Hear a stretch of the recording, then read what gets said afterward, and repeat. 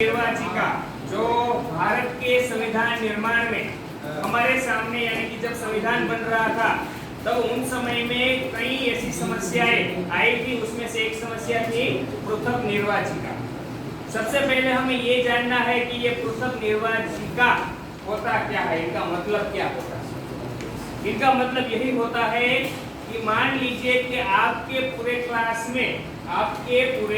Class में कोई एक ही जात, एक ही समुदाय, या फिर मैं ऐसा कहूँ कि कोई एक ही रिलीजन से, धर्म से जुड़े हुए काफी सारी मात्रा में विद्यार्थी है और कुछ ही गिने चुने छात्र ऐसे हैं जो अलग समुदाय से हैं, अलग धर्म से।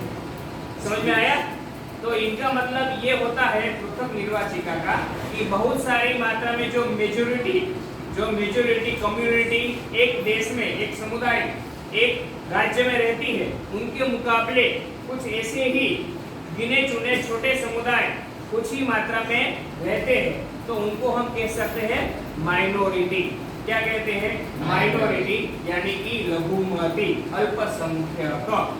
और भारत के सामने उन समय में पृथक निर्वाचिका में यही समस्या, जब संविधान बन रहा था और संविधान सभा की बैठकें लगातार हो रही थी, तब हमारे सामने ये समस्या आई थी। और ये समस्या का जन्म कहाँ से हुआ? तो इनके लिए हमें थोड़े और यानी कि पास्ट में जाना पड़ेगा, जब भारत में ब्रिटिश शासन मौजूद था। क्योंकि माइनॉरिटी, फिर हम कह सकते हैं कि कम्युनल राइट्स यानी कि जो सांप्रदायिक दंगे हुए, तो इनकी पीछे की वजह सिर्फ और सिर्फ जो ब्रिटिश गवर्नमेंट थी उसके जो लॉ थे, डिवाइड एंड रूल, वही पॉलिसी के तहत भारत में भी ये समस्या है वो खड़ी हुई। और इनकी सबसे बड़ी असर ये हुई कि 1906 में जब कांग्रेस में से मुस्लिम लीग अलग कर दी गई, यानी कि कांग्रेस का एक ग्रुप बना और मुस्लिम लीग का एक ग्रुप हुआ, तो 1906 में हिंदू और मुसलमान हम कह सकते हैं कि वहीं से ही दोनों का बंटवारा है वो शुरू हो गया। क्योंकि 1906 में मुस्लिम लीग का गठन हुआ, तभी से हिंदू और मुसलमान दोनों अलग अलग हो गए थे।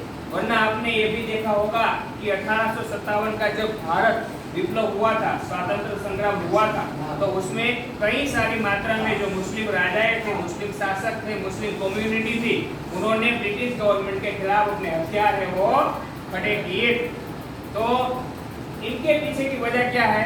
ब्रिटिश रूल्स और ब्रिटिश गवर्नमेंट की पॉलिसी डिवाइड एंड रूल, यानी कि भागला पड़ो और राज करो। तो उसकी ही वजह से ये पृथक निर्वाचिका का गठन लोगों में, यानी कि खास तौर पर जो माइनॉरिटी थी, माइनॉरिटी के मन में ऐसी भावना ब्रिटिश गवर्नमेंट ने पैदा कर दी कि अब वो हिंदुओं के साथ खड़े रहना भी पसंद नहीं करते थे। तो जब भारत में संविधान सभा का गठन हो रहा था, तो उन समय में ये समस्याएं हमारे सामने आई।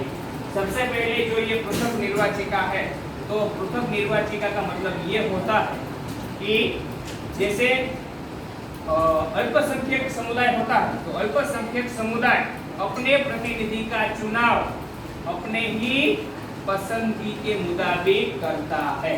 क्या? पृथक निर्वाचिका का मतलब ये होता है कि अल्पसंख्यक जो समुदाय होता है या अल्पसंख्यक व्यक्ति होता है, वो खुद के प्रतिनिधि का चुनाव खुद करता है। समझ में आया?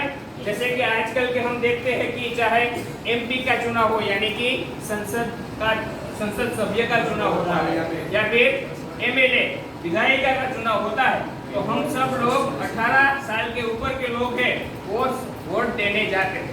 भले ही कैंडिडेट है कोई भी जात का हो, कोई भी धर्म का हो, कोई भी समुदाय का हो, लेकिन हम सब जॉइंट में क्या करते हैं? मतदान करते हैं। जबकि इसमें क्या होता है?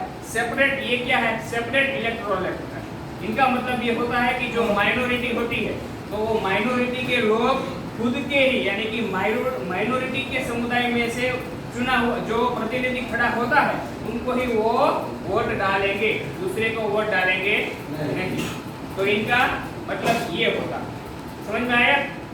और ये पृथक निर्वाचिका क्यों दिया गया, संविधान में इनकी चर्चाएं क्यों हुई, इनके पीछे की वजह ये है कि इन लोगों को, इन कम्युनिटी, माइनॉरिटी कम्युनिटी के लोगों को ऐसा लगता था कि उन समय में राज्य या हम कह सकते हैं विशेषाधिकार है वो अल्पसंख्यक लोगों को नहीं मिल रहे थे। इसीलिए इन लोगों ने पृथक निर्वाचिका यानी कि हमारे लिए मतदान है वो अलग तरीके से हो, ऐसी मांग है वो संविधान सभा में रखी गई। और इनके पीछे भी अलग अलग जो संविधान सभा के सभ्य थे उन्होंने अपनी बात, उनके फेवर में भी कई सारे तर्क है वो वितर्क है वो दिए थे। सबसे पहले उसमें थे कौन, कोकर बहादुर थे।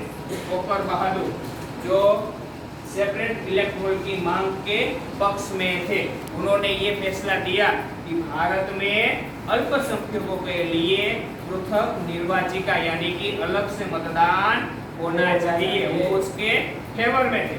उनका यही मानना था कि जैसे भारत में दूसरे धर्म, दूसरे समुदाय के लोग अपनी बात रख रहे हैं, अगर अल्पसंख्यकों को ये निर्वाचिका दी जाए तो वो भी उड़ सकेंगे। तो इसके लिए बीए कोकर सबसे पहले कौन थे, कोकर बहादुर, ये इसके फेवर में थे, किसके, पृथक निर्वाचिका के फेवर में थे। और उनका यही मानना था कि सेपरेट इलेक्टोरल माइनॉरिटी को, अल्पसंख्यक को दिया जाना चाहिए ताकि वो भी राजकारण में प्रवेश करे और उनका आर्थिक और सामाजिक विकास है वो अच्छी तरीके से संभव हो। दूसरे थे वो उसके अगेंस्ट में थे, जिसको हम कह सकते हैं सरदार वल्लभ भाई पटेल। सरदार वल्लभ भाई पटेल थे वो उनके अगेंस्ट थे, यानी कि वो पृथक निर्वाचिका के पक्ष में नहीं थे।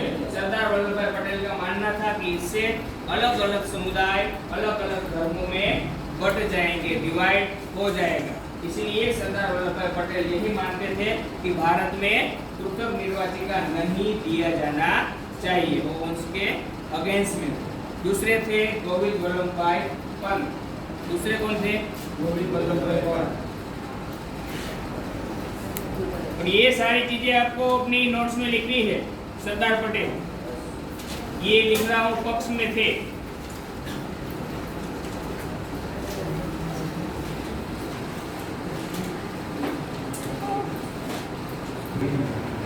देखो दिया जाएगा तो वो उन्हीं समुदाय के लिए क्या होगा, एक तरह का सुसाइड होगा, यानी कि आत्मघाती होगा। गोविंद वल्लभ भाई पंत ने ऐसा माना, आत्मघाती। इसके लिए ये यही समुदाय, यही कम्युनिटी के लिए जो माइनॉरिटी में है, अल्पसंख्यक में है, उनके लिए ये आत्मघाती पड़ेगा। इसलिए माइनॉरिटी को सेपरेट इलेक्टोरल नहीं दिया जाना चाहिए। उसके बाद धुलेकर थे, तो धुलेकर भी इसके विरोध में थे। उनका भी यही मानना था कि माइनॉरिटी को, अल्पसंख्यक को पृथक निर्वाचिका नहीं दिया जाना चाहिए। उसके बाद एक थे बेगम रसूल। बेगम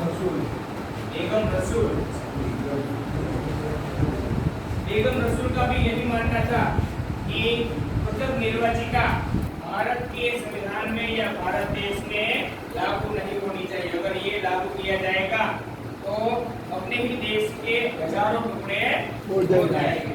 इसीलिए बेगम रसूल भी इनके पक्ष में नहीं, विरोध में। और लास्ट में सबसे हमारे B.R. अम्बेडकर, जिन्होंने भी ऐसा कहा कि पृथक निर्वाचिका देश में लागू नहीं होनी चाहिए।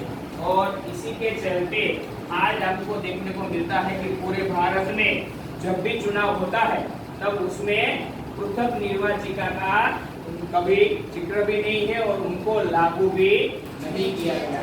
यानी कि आज के भारत में ये पृथक निर्वाचिका है वो लागू नहीं है, क्योंकि इसके पक्ष में सिर्फ और सिर्फ कौन थे, कोकर बहादुर, ठीक है। और उनके साथ में यानी कि उसके अगेंस्ट में इतने सारे लोग थे। तो ये जब संविधान सभा का गठन हो रहा था तब ये हम कह सकते हैं कि विचार विमर्श दोनों पक्षों में चल रहा था और उसके पक्ष में सबसे ज्यादा लोग थे, इसके पक्ष में सबसे ज्यादा वोट पड़े, इसीलिए भारत में पृथक निर्वाचिका लागू नहीं किया गया। तो आपको इस क्वेश्चन के जरिए समझ आ गया होगा कि इसके पक्ष में कौन था और इसके विरोध में कौन था। और सबसे बड़ी बात यह है कि पृथक निर्वाचिका का मतलब क्या होता है। पृथक निर्वाचिका का मतलब ये होता है कि अल्पसंख्यक के समुदाय अपने प्रतिनिधि का चुनाव खुद से करेंगे। यही हम कह सकते हैं कि पृथक निर्वाचिका का मतलब होता है। ठीक है, इन सारी बातों को आपको लिखना है तो आप अपनी नोट्स में लिख सकते हैं। Yes sir. लिखना है तो लिख